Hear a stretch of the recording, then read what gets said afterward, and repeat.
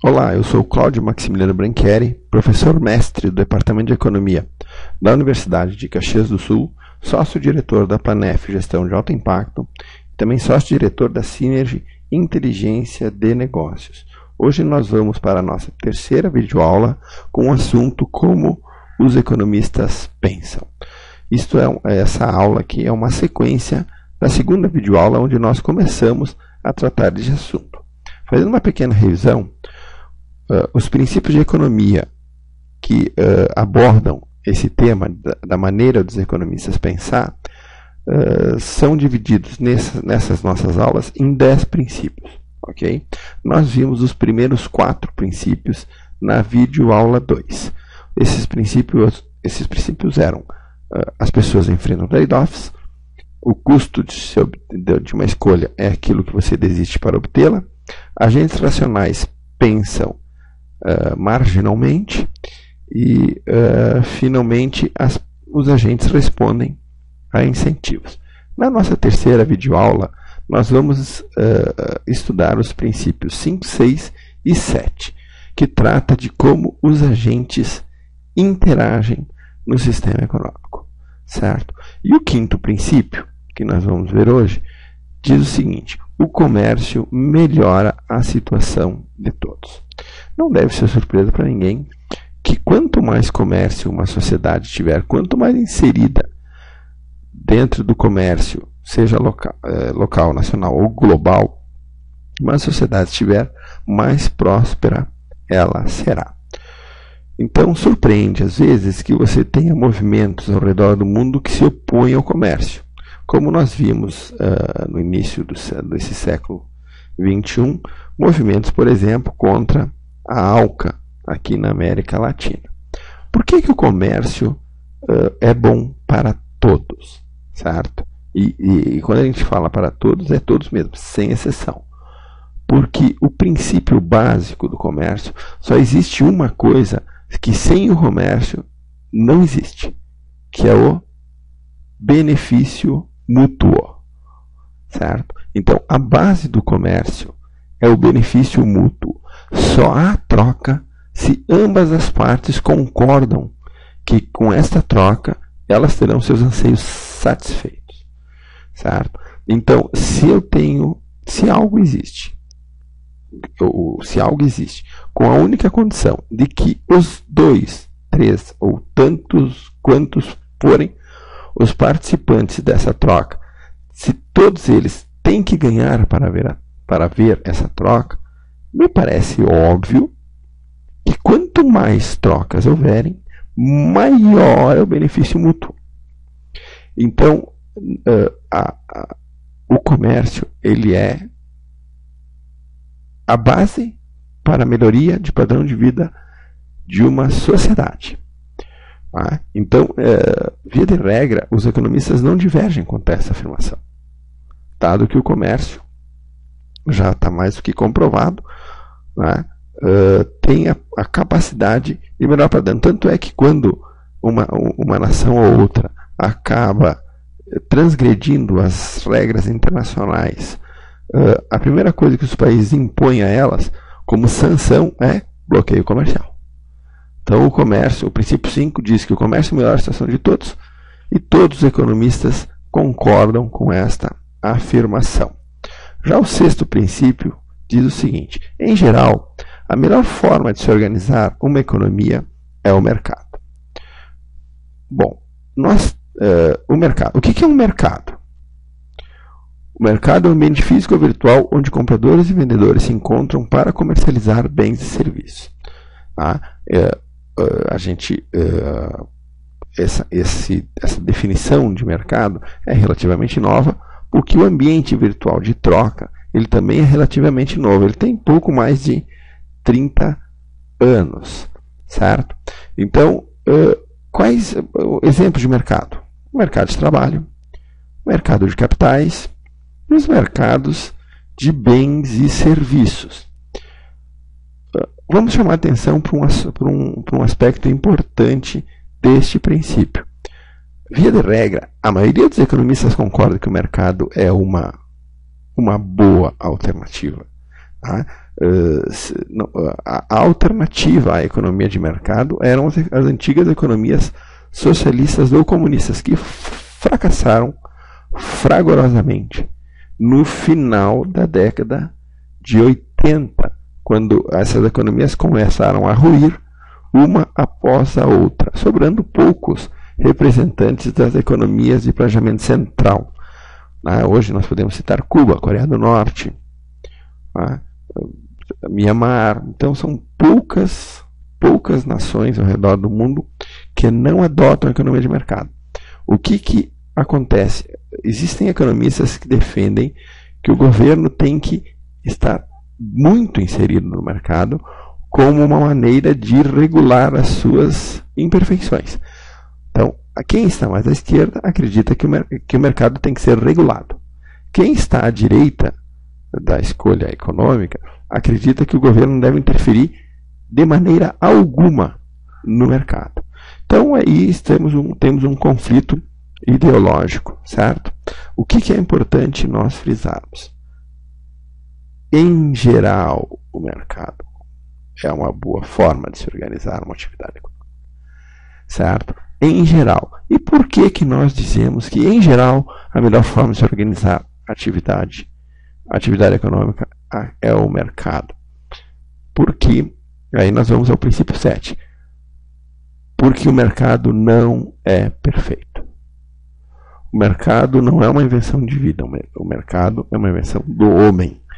E por ser uma invenção do homem, é sujeito a imperfeições. Quando o mercado falha, o governo pode, às vezes, melhorar os resultados de mercado. Também é uma coisa que é um assunto, é uma pauta que a maioria dos economistas concordam, que há necessidade de, eventualmente, os governos intervirem para melhorar os resultados do mercado. O grau de intervenção que os governos impõem sobre a economia para tentar melhorar esses resultados é que leva a debates ideológicos.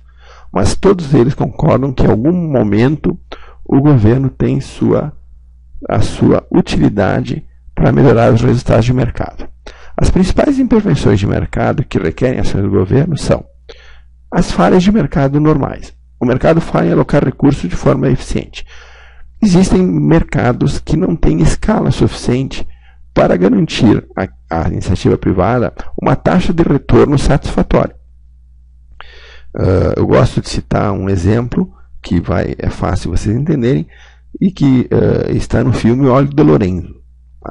O filme Olho de Lorenzo conta a história de um menino que tinha uma doença degenerativa e que não tinha cura. Quando os pais descobriram essa doença, eles foram atrás da cura. Existem centenas de doenças ao redor do mundo que não têm cura. Essa, especificamente, tinha uma particularidade. Ela não só não tinha cura, como ninguém ao redor do mundo estava pesquisando a cura. Por quê? Porque não existia escala. A doença era tão rara que mesmo que eu encontrasse a cura para essa doença, eu não teria como obter retorno do investimento para encontrar essa cura. Tão pequeno era o meu mercado. Resultado, a iniciativa privada não investia recursos para encontrar a cura. E os governos achavam que era mais inteligente ou mais prudente jogar ou colocar recursos escassos em pesquisas de outras doenças que tinham mais casos, como por exemplo o câncer. Então esse é um exemplo de fase de mercado. Jamais a iniciativa privada, especificamente, voltando ao exemplo do filme, investiria recursos para encontrar a cura desta doença.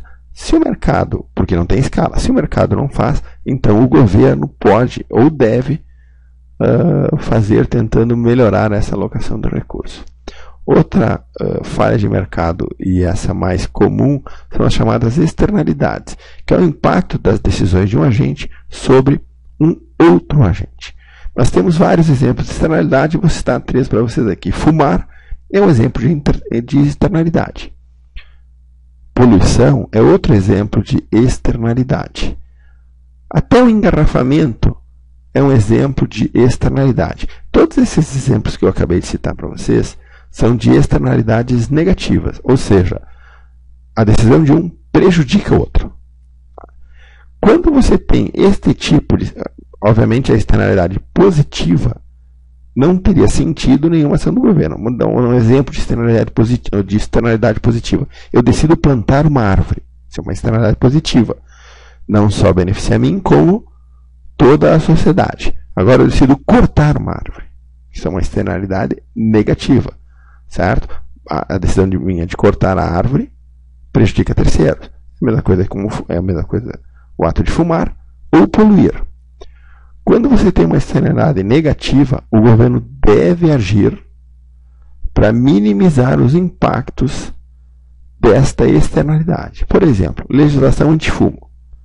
A legislação antifumo é um bom exemplo de ação do governo para tentar minimizar os efeitos das externalidades. Poluição é um outro exemplo. O protocolo de Kyoto. É uma ação governamental em nível global, no sentido de tentar minimizar os efeitos da poluição. Ok? Então, a externalidade é uma falha de mercado e apenas o governo pode resolver esses casos, seja via legislação ou, em alguns casos, via tarifas, como é o caso do protocolo de Kyoto. E a última exemplo de falha de mercado é o poder de mercado, que é a capacidade de um único agente de determinar os preços de mercado. E o monopólio, obviamente, é o exemplo mais fácil, né? O primeiro exemplo que vem à mente quando nós falamos em poder de mercado. O que o governo pode fazer quando há um excesso de poder do mercado? Tentar regular, via agências reguladoras. Outra alternativa seria transformar um monopólio privado em monopólio público. Ele poderia obrigar, através da legislação antitrust, a que esse monopólio se divida em em um grupo de empresas e implemente a concorrência nesse segmento. Então, nós temos também ações que podem ser feitas pelo governo no sentido de minimizar os efeitos nefastos de uma empresa com excesso de poder de mercado. Então, essas são basicamente as 3 falhas mais fáceis de serem encontradas. A primeira são mercados que não têm escala, a segunda são as externalidades e a terceira são os mercados onde uma empresa tem um poder de mercado muito grande. Ok? Então, esses são os casos em que o governo pode, eventualmente, melhorar os resultados do mercado. Certo? Então, esses são os nossos 3 princípios da aula de hoje. A minha recomendação de livro segue a linha daquele livro que nós recomendamos na videoaula 2. É a sequência do Freakonomics, né? É Super Freakonomics, o lado oculto do dia a dia. Os autores são os mesmos, o Steve Lewitt e o Stephen Dubner. Né? Para quem gostou do primeiro, com certeza vai gostar do segundo. É uma leitura agradabilíssima, né? Com novos e mais curiosos temas econômicos abordados de maneira bem original, certo? Uma boa noite para vocês. Espero que a gente se encontre na nossa próxima videoaula. Tchau!